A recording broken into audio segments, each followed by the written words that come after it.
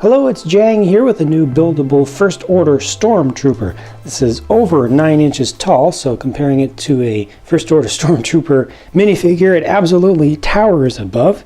And this armor system and building system in general goes really, really well with the look of a Stormtrooper, or before that, a Clone Trooper. 81 pieces seems like kind of a lot for one of these buildable figures, but a lot of those parts actually go into small details. This is one interesting little difference that they have compared to previous builds, with a kind of brick-based rear calf muscle design right there, with a little bit of softness that they bring in, a little bit of shaping. Most of this is pretty straightforward, though. It's the body actually goes together in a very straightforward and simple way. You can see from the back they used the oldest of large body armor pieces, but beneath that the skeleton is very simple and just uses a single torso piece, and all the things just snap on in the traditional way. This helmet is pretty fantastic to me. I love the shininess that LEGO gets into their parts. The overall shaping here is really good. Might be a little bit pinched towards the top, just a little bit, but that may be just a little bit of bias in me, but I think it's a really good translation of this overall design to this building system, which still has just a little bit of comic design to it, but a lot of realism as well. And I really appreciate the texturing they got into the black area there, and just how fine a lot of these details are, including up here on the top.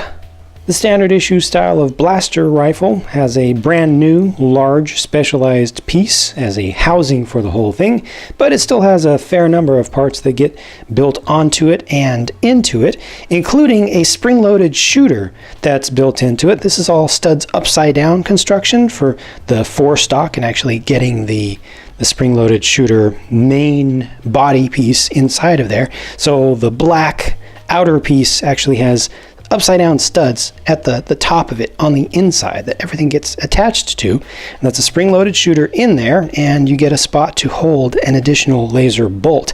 Now it has a working trigger. You can't actually move the fingers on these figures, but you can use your own finger. Unfortunately, the trigger mechanism would look best like this, but you need to add a little bit of extra weight to the base in order to make that happen, and they don't include a piece to do that. But if you do get this set up the correct way, you can shoot straight out, and these work really well.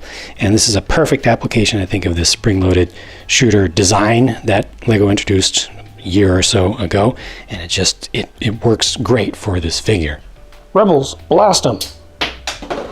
The figure also has a pistol as a sidearm, which I just realized I had originally attached the wrong way. This is a fairly simple build. It actually attaches fairly securely right to the edge there, but that becomes the handle, and you can just swap that directly out. You just have to remove this axle to get that into the hand of your figure. So if it runs out of battery on the original one, on the rifle, or loses the rifle for some reason, he still has a backup. With the simple skeleton build, the posability of this figure is excellent, although it is a little bit lacking in friction in the knee joints, I found, so you have to fiddle around a little bit to make sure that your figure is balanced. Sometimes it'll start to buckle at one side if you don't have even pressure on both sides, both legs.